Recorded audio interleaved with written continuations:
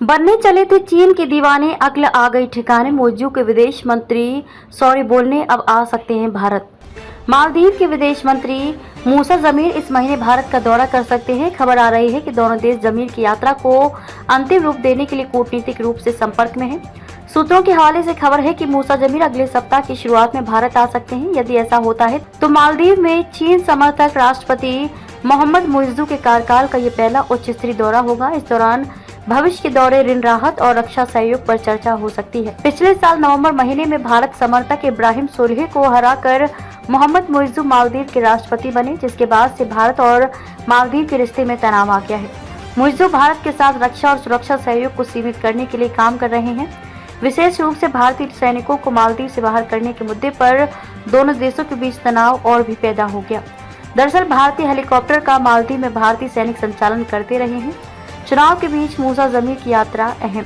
मालदीव की high profile यात्रा भारत में चल रही संसदीय चुनावों के बीच में होगी। ऐसे में अनुमान जताया जा रहा है कि भारत पीएम मोदी के दूसरे कार्यकाल के दौरान आखिरी हाई प्रोफाइल मेहमान की मेजबानी करेगा।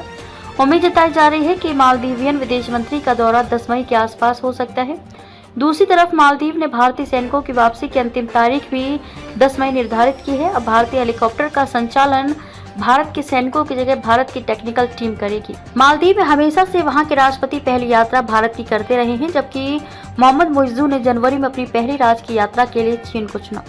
उन्होंने अपनी यात्रा के दौरान बीजिंग के साथ कई समझौतों पर हस्ताक्षर किए और बाद में चीन से मुफ्त रक्षा सहायता के लिए एक और समझौते पर हस्ताक्षर किए। मालदीव कर सकता है भारत से उदारता की मांग। उम्मीद जताई जा रही है कि इस यात्रा के दौरान जमीर अपने समकक्ष एस जयशंकर के साथ मुलाकात करेंगे और साल के अंत में मुइज्जू की भारत यात्रा की संभावना पर चर्चा कर सकते हैं।